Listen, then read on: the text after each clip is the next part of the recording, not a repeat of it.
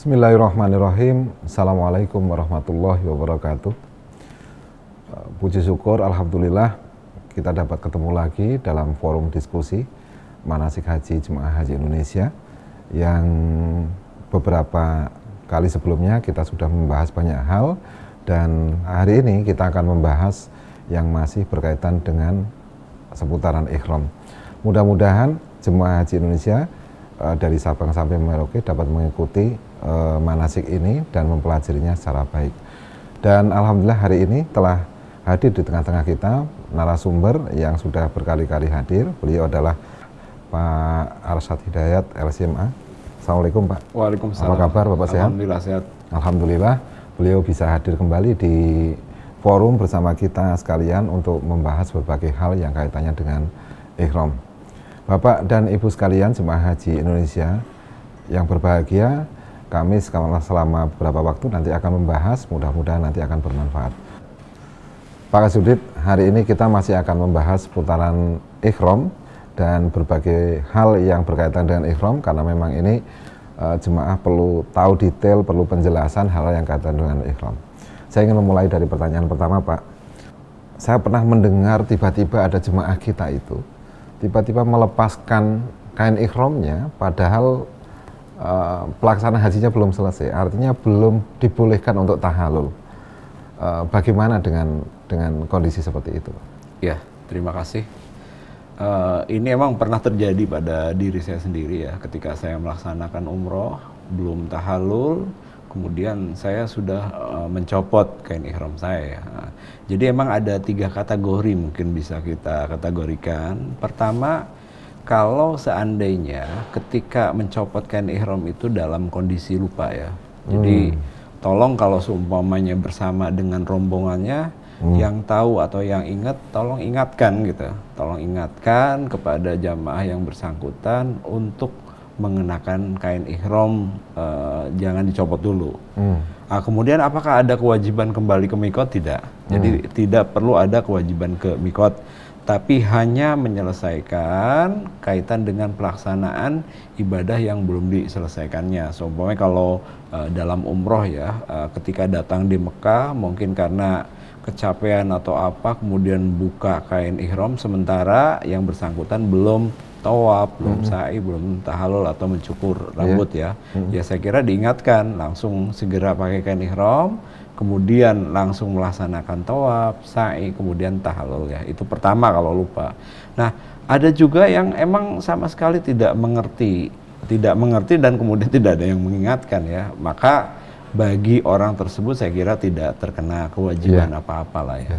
Karena itu masuk kategorinya orang yang tidak taklif lah ya. Kemudian yang ketiga, ada orang mengerti dengan sengaja. Artinya kalau mengerti dengan sengaja membuka kain ihramnya sebelum pelaksanaan ibadahnya baik umrah ataupun hajinya selesai, maka terkena aturan dia harus melaksanakan dam tahir tadi ya.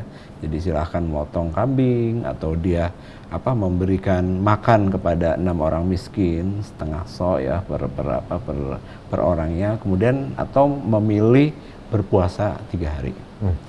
Tapi kemudian begini Pak, Bapak tadi menjelaskan ada 3 kategori. Mungkin orang yang melepaskan kain ihram itu karena kondisi tertentu sehingga dia melepaskan. Contohnya begini, jemaah itu misalkan gelombang pertama dia sudah mikot di Bir Ali ya Pak ya, kemudian mau umroh wajib begitu, sampai Mekah dia ke hotel dulu untuk menaruh tasnya dan sebagainya, kemudian dia istirahat sebentar kan begitu.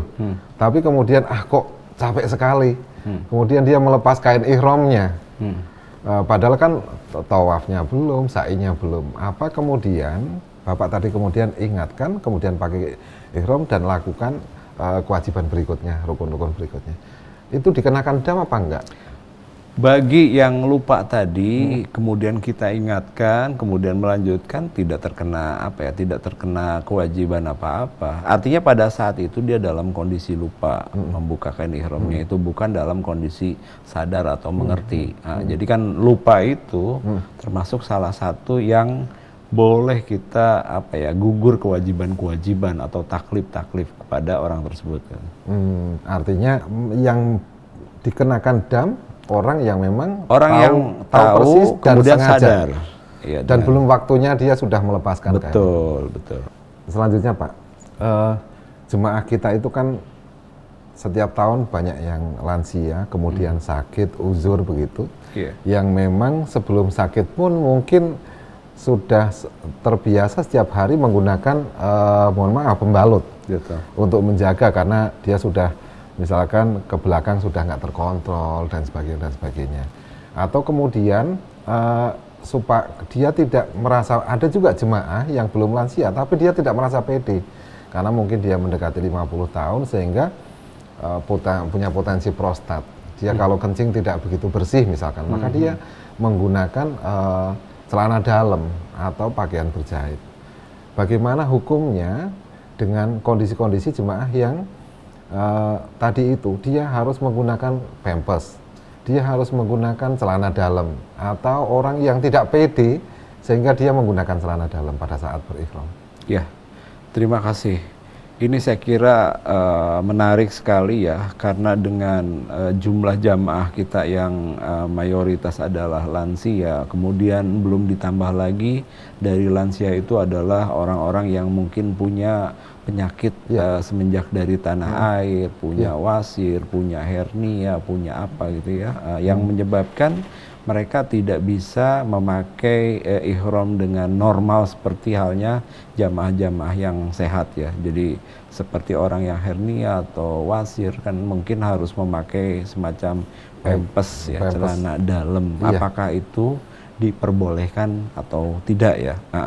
Jadi hukum umumnya atau hukum dasarnya jamaah pada saat memakai kain ihram tidak boleh memakai pakaian berjahit ya. Pakaian berjahit itu pakaian yang membentuk tubuhnya ya.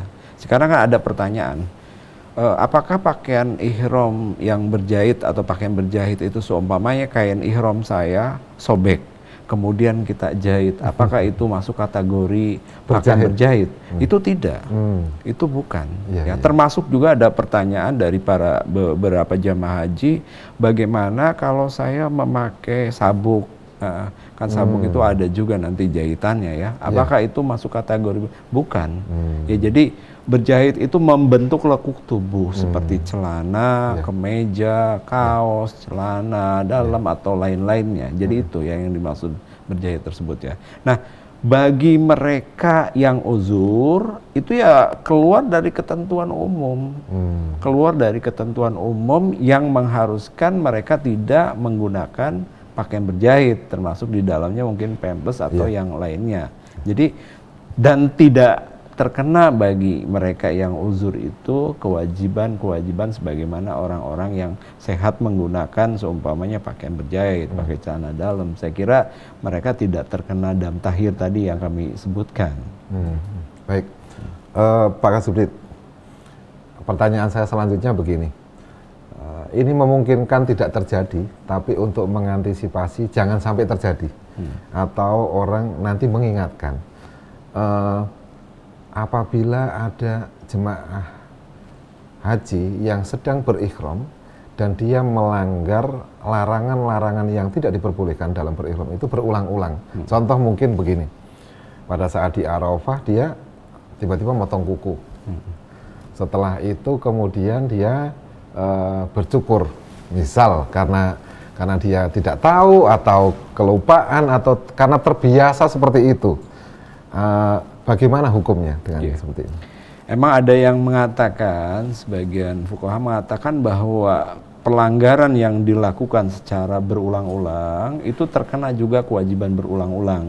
Tapi ada yang mengatakan, fuqaha lain mengatakan ya, seumpamanya dia belum melaksanakan atau belum membayar damnya ya. Jadi kan sehari itu dia mungkin kebiasaannya itu ya sering pakai peci gitu, udah pakai kain ihram sekali kemudian pakai peci kan, itu udah pelanggaran ya. Tiba-tiba lupa lagi pakai peci lagi ya, kemudian pakai peci lagi sampai 3 kali gitu. Tapi pada saat yang sama dia belum melakukan pembayaran dam. Nah, ada sebagian ulama mengatakan sudah dibayarkan 1 kali saja damnya, ya 1 kali saja ya. Tapi kalau dia sudah melakukan bayar dam pada saat itu kemudian melakukan pelanggaran lagi, ya dia harus membayar kembali. Jadi dalam satu waktu atau dalam satu tempo dia melakukan pelanggaran 3 kali secara berturut-turut tapi belum bayar dam, maka cukup dia bayar 1 kali. Tapi setelah membayar kemudian dia melakukan lagi, dia kena kewajiban lagi untuk melaksanakan damnya. Artinya pembayaran dam itu menyelesaikan yang sudah dilakukan. Betul. Tapi kalau kemudian dia melanggar lagi, ya bayar dam lagi. Betul. Walaupun mudah-mudahan jemaah haji Indonesia nggak ada yang seperti itu. Betul, betul. Baik Pak, kemudian selanjutnya ini masih masalah ihram yang berkaitan dengan ihramnya wanita. Kan kita tahu bahwa jemaah haji kita itu tetap ada yang menggunakan kaos tangan. Ada loh itu yang menggunakan kaos tangan. Saya ingin ada ketegasan, mungkin Bapak bisa menjelaskan lagi, walaupun di pertemuan yang sebelumnya saya masih ingat Bapak sudah menjelaskan ketentuan tangan itu seperti apa dan sebagainya, tapi saya ingin ada penegasan apakah diperbolehkan jemaah wanita itu menggunakan kaos tangan pada saat berihram.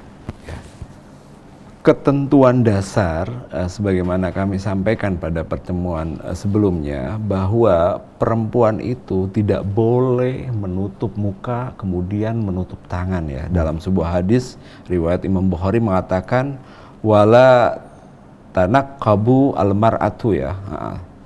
Kemudian ada hadisnya wala tantakibu almar'atu wala talbisu al-qafazain. Jadi tidak boleh menutup muka bagi perempuan, juga tidak boleh menutup tangannya. Jadi harus terbuka ya. Yang lainnya tetap tertutup ya, seluruh aurat perempuan ya, kecuali muka dengan kedua tangan. Tapi ada madhab Imam Muzni, Imam Thawri mengatakan boleh, ya boleh.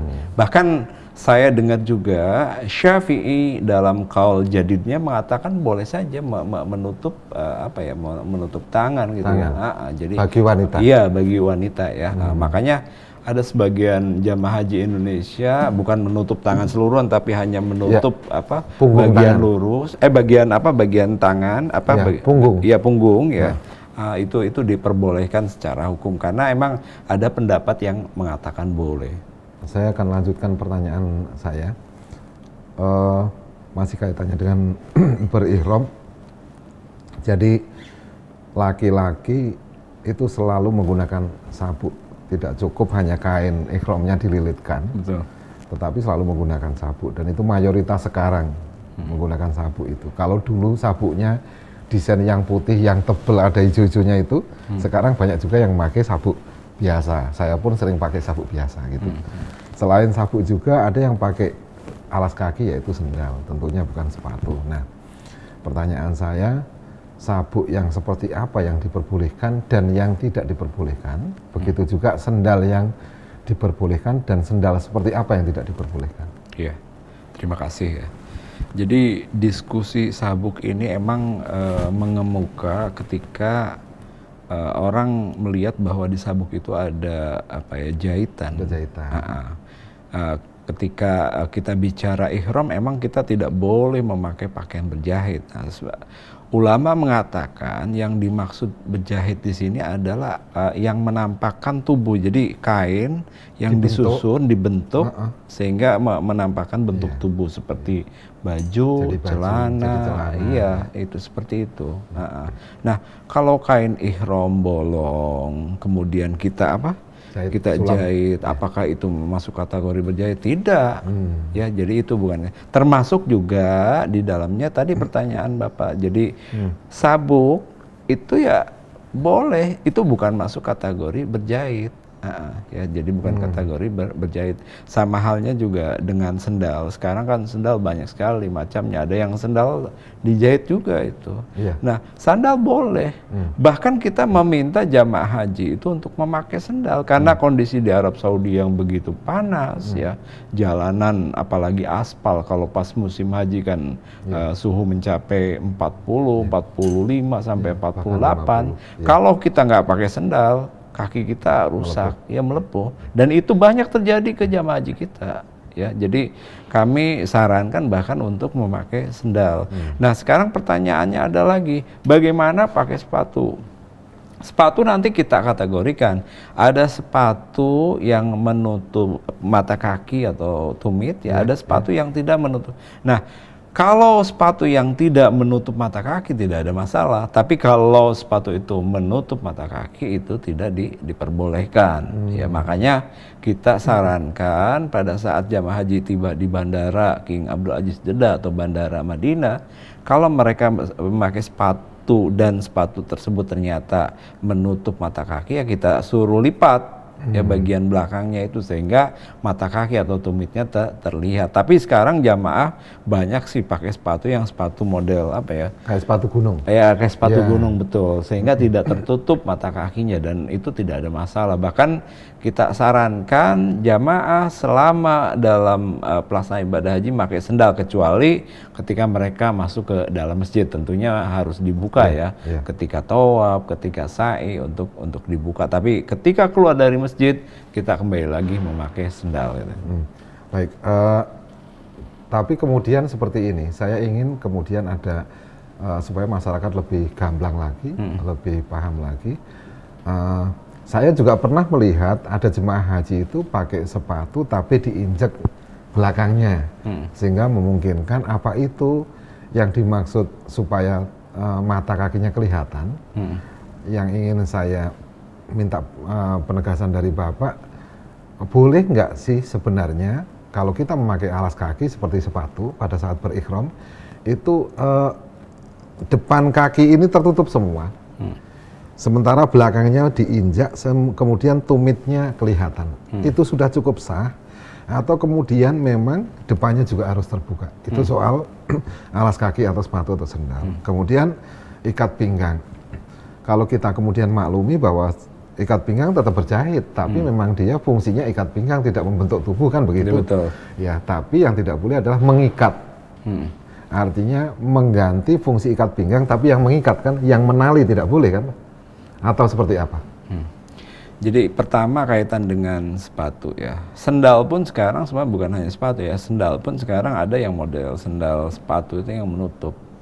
Iya. Iya. Nah, jadi permasalahannya bukan menutup di apa ya, di jari-jari, tapi menutup di mata kaki. Selama mata kakinya terlihat dan tidak tertutup, tidak ada masalah. Boleh, jadi ya? boleh dan sah ya. Nah, jadi baik pakai sandal atau pakai sepatu ya. Makanya tadi kalaupun ada yang mereka pakai sepatu, akhirnya bagian belakangnya itu dilipat, diinjak sehingga tumitnya tidak tertutup ya. Nah, kemudian yang tadi ya kaitan berjahit. Berjahit yang dimaksud itu yang membentuk lekuk tubuh, ya, kain sama kan, kain ya, kain asalnya kain ya, boleh dipakai ihram. Tapi ketika kain dipotong-potong kemudian dijahit membentuk lekuk tubuh, itu yang tidak boleh. Sabuk ya saya kira tidak ada masalah, tidak itu kan justru untuk memperkuat posisi apa ya, kain yang ada di tubuh kita ketika melaksanakan tawaf, sa'i, supaya tidak lepas gitu. Supaya tidak lepas. Tapi kalau kemudian misalkan sabuk tidak bawa, Pak, adanya tali, terus diikat kain ihramnya, boleh nggak pakai tali? Tidak ada masalah. Tidak ada masalah ya? Tidak ada masalah. Oh, baik. Karena itu yang masih menjadi keraguan, tidak boleh mengikat atau menali itu tidak boleh. Iya. Ternyata boleh ya? Boleh. Karena itu supaya menjadi ketenangan jemaah, supaya nanti kain ihramnya juga tidak jatuh. Betul. Kira-kira begitu. Betul. Baik, Pak, saya lanjutkan ke pertanyaan berikutnya. Iya, silakan. Mayoritas jemaah kita itu orang-orang kampung, Pak. Mayoritas itu kalau dari statistik latar belakang jemaah kita itu memang banyak orang kampung yang terbiasa kalau masuk angin kerokan lah, kira-kira begitu. Sedangkan mereka itu naik pesawat mungkin baru pertama kali, ataupun yang sudah berkali-kali pun juga terbiasa dengan kerokan. Betul. Misalkan nih, untuk menjaga kesehatan mereka itu ternyata masuk angin karena suami istri kemudian minta kerokan, istrinya ngerok suaminya atau suaminya ngerokin istrinya. Boleh nggak ketika berikhram itu saling meminta kerokan seperti itu, suami istri? Betul. Secara secara jelas tidak ada dalil yang mengatakan kerokan, karena emang di budaya Arab juga tidak ada kerokan. Jadi Yang ada kan fala rafatha wala fusuqa wala jidala fil hajj ya. Rafasa itu terkandung di dalam maknanya itu adalah hal-hal yang sifatnya mendekatkan kita kepada berhubungan lah, berhubungan suami istri ya. Nah, pembukaan untuk berhubungan itu pun tidak boleh berciuman, kemudian termasuk juga meraba-raba atau apa. Nah, sekarang kan permasalahannya ada jamaah tertentu yang punya kebiasaan kalau sakit tidak sembuh kecuali dengan kerokan, sehingga harus dikerokin ya. Tentunya kerokan biasa dilakukan kan oleh kalau istri oleh suaminya, kalau suami oleh istrinya. Ulama berbeda pendapat dalam hal ini ya. Tapi madhab Syafi'i mengatakan selama tidak muncul tidak muncul hasrat atau apa itu tidak ada masalah. Tidak mengarah ke sana lah. Tidak mengarah ke sana ya, tidak ada masalah. Tapi ada mengatakan madhab lainnya itu menjadi masalah dan harus kena dam, harus kena dam ya. Bahkan Malikiyah mengatakan kalau sampai inzal itu mengeluarkan sperma, itu hajinya tidak sah. Sampai seperti itu. Tapi kan saya kira tidak sampai seperti itu ya. Cuma sekarang permasalahannya apakah ketika dia menggeruk suami atau istrinya berhasrat. Nah, ketika berhasrat itu kena kewajiban. Tapi kalau tidak berhasrat tidak ada masalah. Nah, tidak ada masalah. Artinya kebiasaan kerokan bagi jemaah haji memungkinkan jika memang bisa dengan yang lain hindari dulu, kira-kira begitu ya? Kalau kami kami sarankan untuk tidak cukuplah kalaupun seandainya kebiasaan mengerok kerokan pakai balsam atau balsamnya ya sekarang untuk di ini dulu, karena kan kita khawatir ya dalam kondisi pada saat istilahnya lama tinggal di Saudi, kemudian kata orang banyak mengkonsumsi makanan daging yang gizi tinggi sehingga menimbulkan hal-hal yang tidak diinginkan. Saran saya tidak usah lah, tidak usah, cukup aja ditempel di balsam sendiri, saya kira masih bisa dilakukan. Atau kemudian seperti ini kan, setiap pemerintah juga sudah membuat organisasi sampai ke tingkat yang paling bawah menurut saya, seperti kan di kloter juga ada petugas kesehatan. Betul. Tinggal kita konsultasi, mungkin artinya selama berhaji menghindari untuk kerokan lah, kira-kira begitu supaya ruang-ruang itu tertutup lah kira-kira. Ya kecuali dalam keadaan tidak berihram kan tidak ada masalah. Ketika sudah sudah menyelesaikan tahallul, kemudian menunggu masa haji kan itu kan masa tidak ada masalah. Mereka mau kerokan, bahkan mereka yang tamattu itu ada yang sengaja berhubungan suami istri setelah mereka tahallul pada masa menunggu, saya kira tidak ada masalah gitu. Itu kan ihram pada saat berihram ya. Baik. Selanjutnya Pak, jemaah kita itu terkenal orang yang suka bersih-bersih begitu. Apalagi kalau sehari tidak mandi kan rata-rata tidak kuat. Bagaimana apabila jemaah, terutama ibu-ibu misalkan seperti itu, dia membuka aurat pada saat mandi, dan kebiasaan itu menurut saya di mata saya itu lazim bagi jemaah haji itu untuk mandi setiap hari, itu lazim, baik terutama di Mina misalkan seperti itu. Bagaimana Pak? Iya. Nabi mengatakan pada saat kita berihram kita bisa melakukan aktivitas sehari-hari seperti halnya kita tidak dalam berihram, seperti mandi ya. Itu mandi biasa, mandi kemudian pakai sabun tadi kami sampaikan juga pada pertemuan sebelumnya ya mungkin ya. Jadi mandi pakai sabun, tapi sabun jangan yang sabun wangi-wangian ya, cukup sabun untuk membersihkan tubuh ya. Bahkan ada juga sebuah riwayat mengatakan menggantikan ihram. Mencuci kain ihram, mengganti kain ihram ya boleh. Jadi tidak ada masalah ya. Nah sekarang permasalahan kaitan dengan terbukanya aurat ya. Nah sekarang kebutuhannya apa seseorang itu untuk membuka aurat? Saya kira hampir sama ya. Kalau laki-laki ketika akan mandi, ketika akan mandi, saya kira melakukan mandi tersebut di ruang tertutup, nggak mungkin di ruang terbuka ya. Nah ini masalah kalau di ruang terbuka itu jadi masalah. Tapi kalau di ruang tertutup tidak ada masalah.